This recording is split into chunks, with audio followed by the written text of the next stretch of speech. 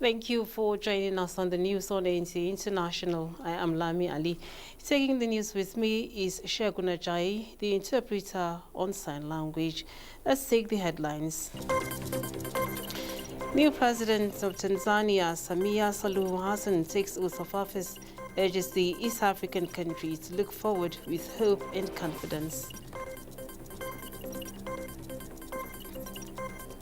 President Buhari asks for synergy between Ministries of Women Affairs and Justice in the National Assembly towards securing legal backing for increased women participation in politics. ECOWAS appeals for more actions to integrate persons with disabilities into the mainstream of economic and socio-political spheres. Plus, Europe resumes vaccination with AstraZeneca COVID-19 vaccine after blood clot scare.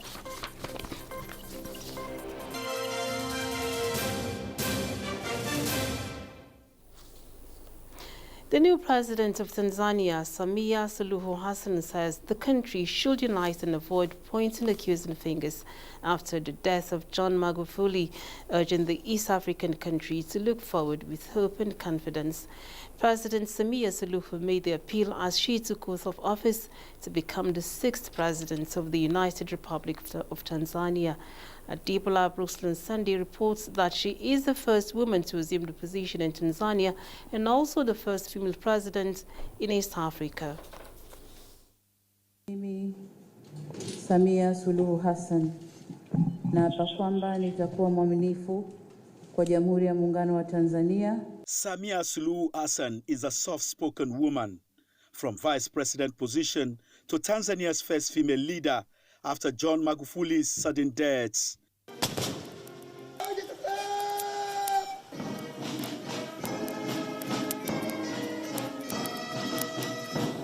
Suluhu is the strong woman, and I hope that he will take lead now our nation. She will get support for maybe for 70%.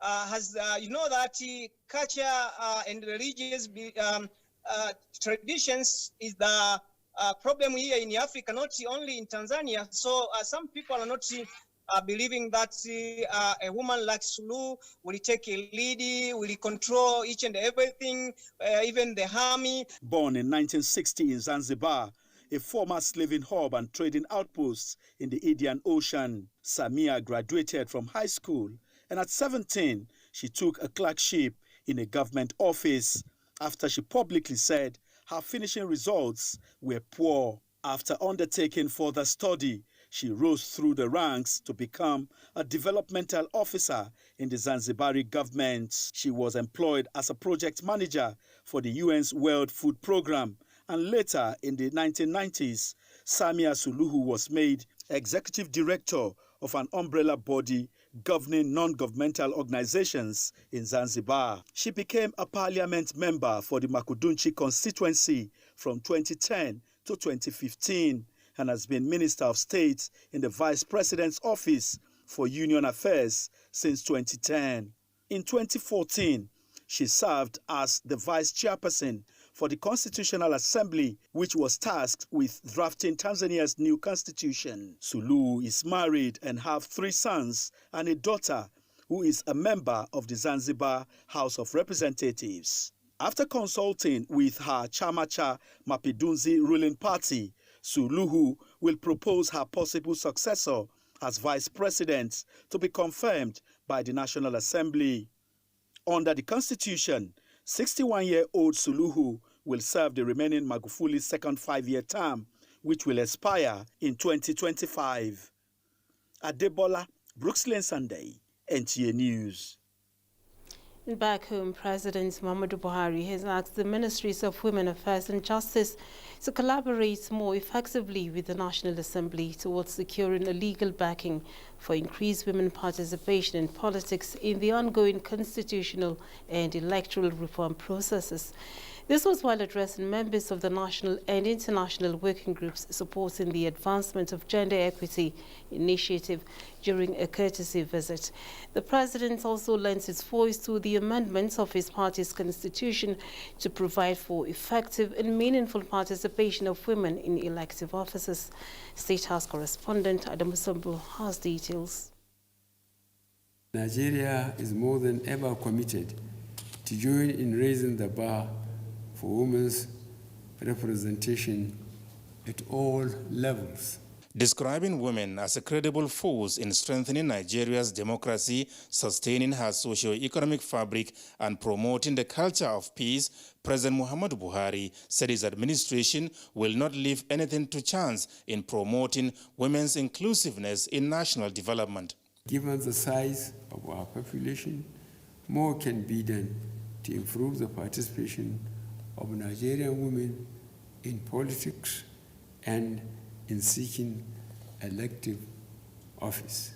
Education of the girl child and the empowerment of mothers are fundamental to achieving an increase in the number of female leaders in the country and our objective of lifting 100 million out of poverty in 10 years. He said whatever it takes can be done towards tackling the twin evils of limited access to education and poverty, as well as gender-based violence. Despite the spike of incidents of abduction of school children and other security challenges, this government remains resolute in its pursuit of a just and credible society, devoid of inequalities and promotion of the rule of law. Let me assure you all that we remain committed to working with groups such as yours to address these challenges. Already, the president said an interministerial committee has been inaugurated towards addressing all forms of violence against women and children, while 45% of the small and medium-scale enterprises funds has been reserved exclusively for women. President Buhari also takes pride in entrusting key government portfolios to women and also engaging in what he called intense diplomacy to support the aspirations of Nigerian women to provide leadership at the global stage. We will continue to support them to succeed, and we shall continue to advocate our women who qualify to lead international fora. APC chieftain and former Senate President Ken Namani said the governing party already has a legacy of giving women the greatest chance to rise in the history of the country, saying this will also improve the party's fortunes in elections. We are not only women-friendly, we're kind of encouraging our ladies to participate more in Nigerian politics. I feel overwhelmed with joy. I feel elated on behalf of Nigerian women, and I believe that the more we have women in elective positions, the better for this country. I trust Mr. President, and I know that he will leave a legacy that will stand the test of time in this country on women issues. We need more women in the system, and Mr. President has promised, and we will see a whole lot of difference once that happens. We've waited long for this to happen, and we are delighted that we will move on to the level of actually bringing this to become reality. Former President of the Republic of Malawi, Dr. Joyce Banda, delivered a goodwill message at the event commemorating the 2021 International Women's Day with the theme, Women in Leadership, Achieving an Equal Future in a Coronavirus World. From the State House, Adamu Sambu, NTA News. Islam does not forbid vaccination as long as it does not affect the health and spiritual well-being of individuals. This came to the fore at the Sensitization Forum of Muslim Scholars and Imams on COVID-19 vaccination, organized by National Primary Healthcare Development Agency in collaboration with the Nigerian Supreme Council for Islamic Affairs. Basi Itaikbang reports. Since the federal government rolled out COVID-19 vaccines in March, Nigerians have been asking questions on the safety and efficacy of the vaccines. and whether or not the vaccine has the capacity of affecting or changing the DNA of an individual. This gathering of representatives of federal government and Muslim leaders gave explanation on these amid many more of such questions. Not everybody will get the information that the European Union, the regulatory body, has now reversed and provided clarity and validated that the use of AstraZeneca is safe. But it is very important and instrumental that a day after the European Medicines Agency cleared the air on the linkage between AstraZeneca and blood clotting, that we're meeting here today to deliberate further. So therefore, we can, with every sense of correctness, take this vaccine as a gift from above, the vaccines against COVID-19. The Sultan of Sokoto, Mohammed Saad Abubakar III, said the conversation was timely. It's left for you to want to take the vaccine, because we will not force you. We only advise you. We only try to appeal to you, like we did with the polio vaccine decades ago, and today we are polio-free. The conversation, which centered on the safety of the vaccines, was an opportunity for people to ask questions on the side effects, rumors surrounding the vaccines, the need for follow-ups, and preservation of the vaccines sent to states, as well as vaccination of pregnant women, unlike previous vaccines. Some suggested that Muslim leaders should check the vaccine as a proof of safety to the Muslim Ummah. Basi Taipa, NTA News. Now, Europe resumes vaccination with AstraZeneca COVID-19 vaccine after blood clot scare, and North Korea cuts ties with Malaysia over U.S. extradition. Joyce Amato is here with global updates.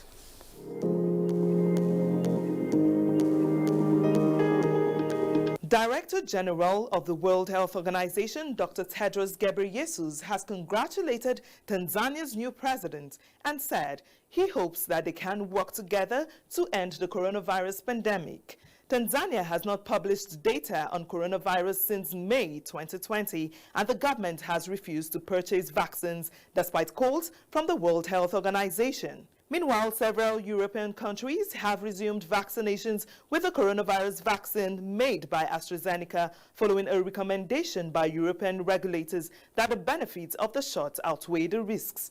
Germany, France, Italy, and Spain are among the countries restarting their rollout of the jab.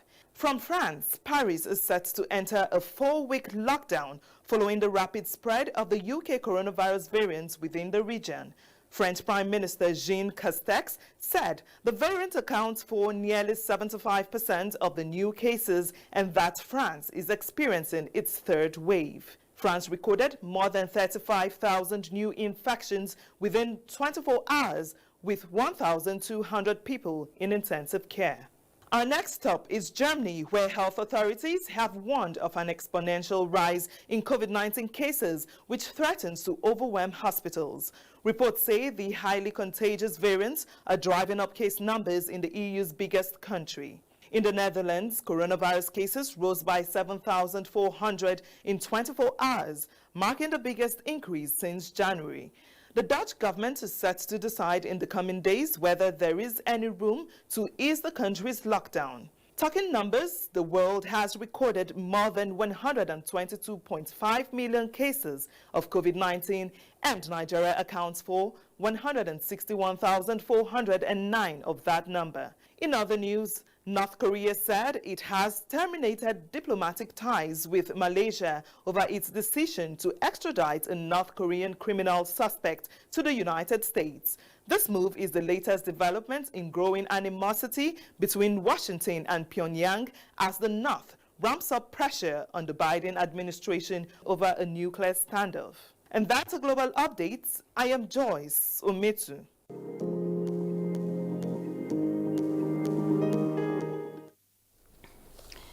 The Economic Community of West African States, ECOWAS, has appealed for more actions by governments of member states to integrate persons with disabilities into the mainstream of economic and socio-political spheres. This came up as the commemoration of the 2020 International Day of Persons with Disabilities as the ECOWAS Commission in Abuja. Austin Hanyabe reports. Persons with disabilities make up 15% of the global population, which is put at 1 billion people, says the report by the World Health Organization and the World Bank 2011. They represent one of the most marginalized and disadvantaged groups in the world.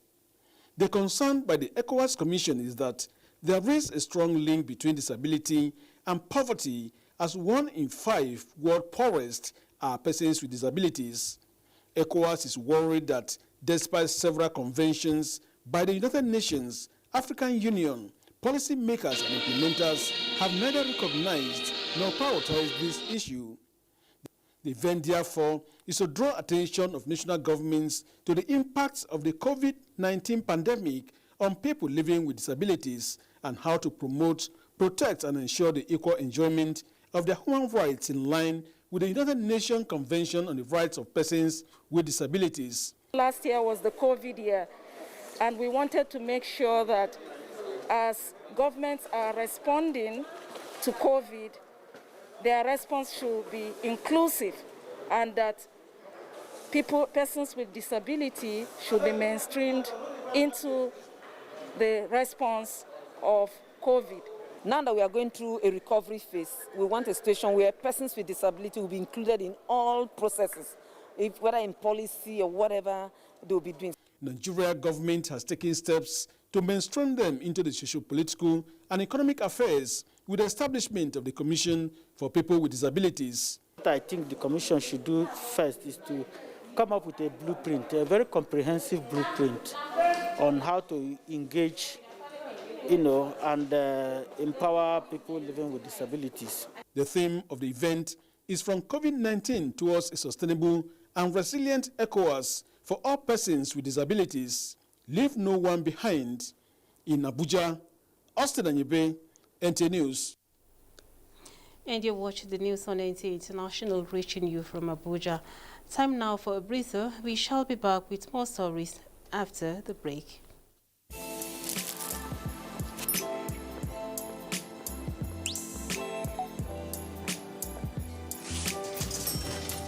Hey beautiful, your eyes, your smile are all begging me to take you home tonight. Now reading page 3. Experience unlimited superfast internet access from Entel 4G. Entel. Live more. The Minister of Defense, Bashir Magashi, says the unconventional warfare in the country is being confronted with best of strategies to ensure the return of peace and tranquility. The reassurance came when the House of Representatives Committee on Defense went on oversight to the ministry. Diligent discharge of constitutional mandates by the armed forces, the minister told the House members, has to a large extent enabled the gradual return of peace in areas challenged by insurgency, while intermittent incursions are regularly repelled. He acknowledges the support and commitment of lawmakers through appropriations and other legislative efforts to collectively combat insecurity. Certainly, the visit offers another opportunity for better appreciation of our distinct and complementary roles towards safeguarding the security and territorial integrity of our dear country. The Chairman House Committee on Defense, Representative Baba Jimmy Benson, was particularly concerned about current system of funding for the defense sector. The House of Representatives, he says, is coming up with a more effective alternative. These bills are currently at various stages of consideration in the House. One of such legislations is the Nigerian Armed Forces Support Fund, which is seeking to create a 5-year funding plan for the Nigerian Armed Forces outside the budgetary allocation. It aims at revamping the armed forces through provision of regular training for its personnel and provision of modern equipment for effective defense of Nigeria's territory and fight against insurgency and other related matters. The Ministry of Defense got 100% budgetary release for capital projects for 2020. The ideas, inventions and innovations showcased at this year's Technology and Innovation Expo are capable of transforming Nigeria's economy into a knowledge-based one. Minister of Science and Technology, Dr. Bunayonu, said this as the closing ceremony of the expo in Abuja. Adebola Brooksland-Sandy was there and now reports. The 5-day expo was an opportunity for exhibitors from all parts of the country to showcase their ingenuity. Hydroponics, a system of growing plants usually without soil, capable of assisting in farmer herders clashes, is one of the innovations on display. If every state can have ranches, as you confine them, you provide, what they can actually use to feed on. Because of COVID, Nigerians still carried out so much research. That means that our scientists and engineers, while they were in the lockdown, were not sleeping. Ogbonnaya Onu said the federal government is rewarding the first, second and third winners in all the categories with 1 million naira, 750,000 naira and 500,000 naira, adding that the presidential directive of Special Fund for Research and Development in the country will go a long way in helping Nigeria create more wealth. It is not for the Federal Ministry of Science and Technology, you must understand this. This is for the ecosystem. All our universities, our research institutions, our polytechnics, they will benefit from, that expenditure. R&D is very, very important towards national development, and we will see more of it with the support that the president has given them now with this 0.5%. The ministry is also putting in place a mechanism that will ensure that the research by inventors and innovators will not remain on the shelf. Lay a solid infrastructure that will encourage venture capitalists, to begin to look at those research findings that they can fund for the purposes of, ensuring that they are utilized. With the theme Science, Technology and Innovation for Economic Recovery and Sustainability amidst COVID-19 challenges, key players said the expo will help in building a new culture of science and technology in the country. Adebola Brooksland-Sandy, NTA News. The Court of Appeal Abuja has set aside the judgments of the Federal High Court, also in Abuja, which found the National Universities Commission and Zain Nigeria Limited, now Airtel, guilty of copyright infringements. The TV Extra Production Chief Executive Officer, Christina Ugodu, had alleged that the duo used his intellectual property without his permission. Justice Mohammed Mustafa delivered the unanimous judgment of the three-man panel of justices of the court. Judiciary correspondent Vera Chimba was at the Court of Appeal and now reports. National Universities Commission and Zain Nigeria Limited, now Airtel, filed the appeal challenging the judgment of the lower court, which found the two organizations guilty of copyright infringement of using intellectual property of TV Extra Production Chief Executive Officer Christian Ogodo without his permission.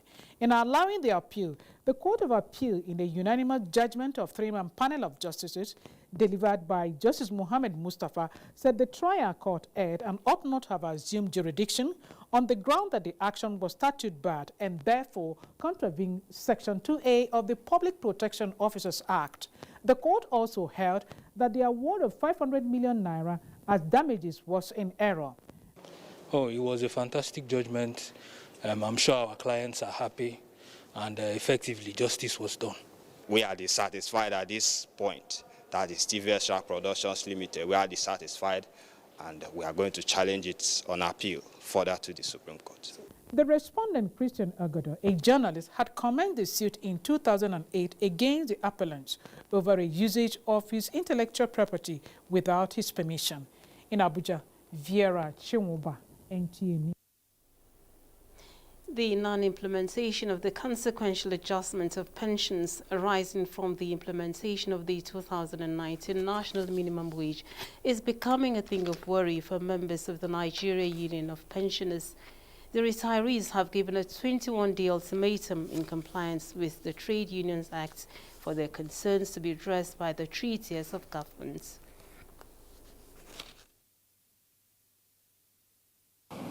Having exhausted all avenues to press home our legitimate demand but to no avail, we are left with no option than to embark on a nationwide protest, as that is the only language our governments in this country understand. If nothing is done within the stipulated time, we shall take to the streets in all the states of the Federation. Despite the non-implementation of the consequential adjustment of the 2019 national minimum wage, the senior citizens have expressed gratitude to the federal government for the payment of 10 months residual arrears of pension, as well as regular payments of monthly pensions. Sports news now. Referees embark on mid-season training as the draws for UEFA club competitions produce some interesting matchups. Details on Sports Update.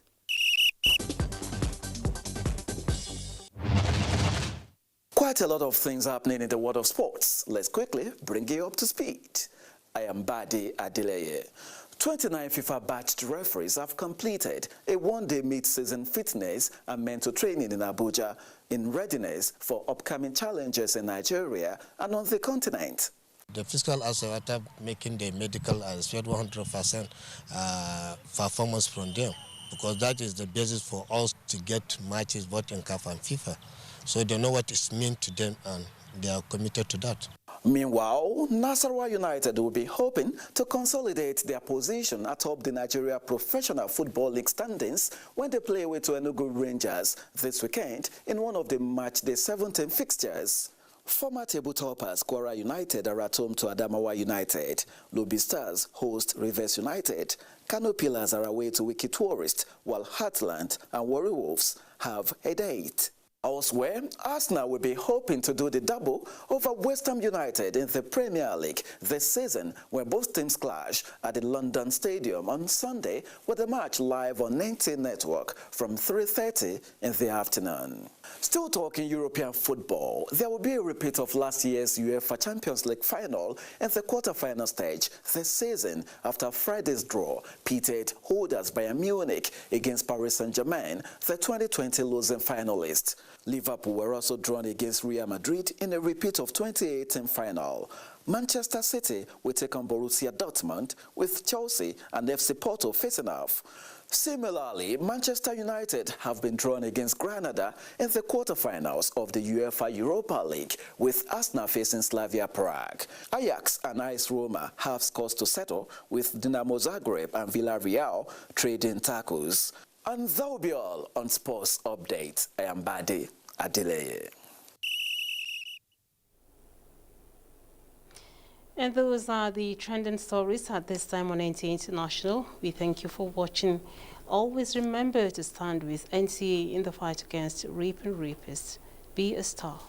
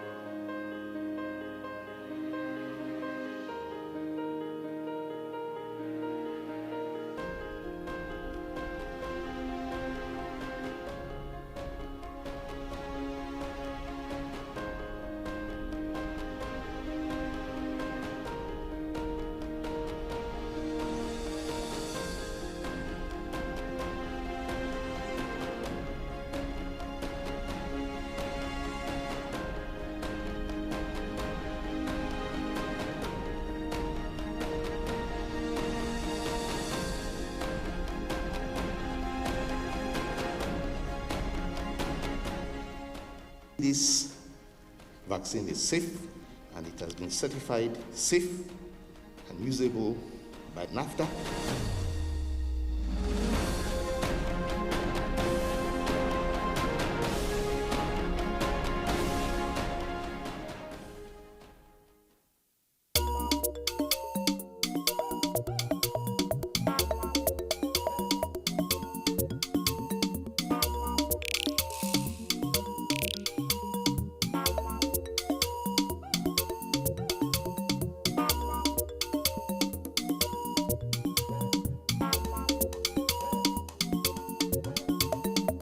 This is NTA International.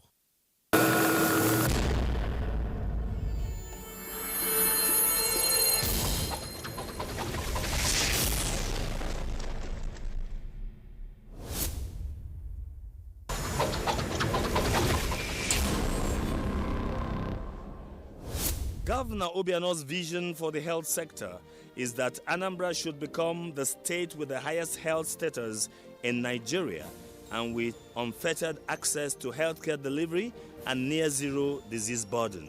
The aggressive pursuit of this vision has led to the establishment of the Anambra State Primary Health Care Agency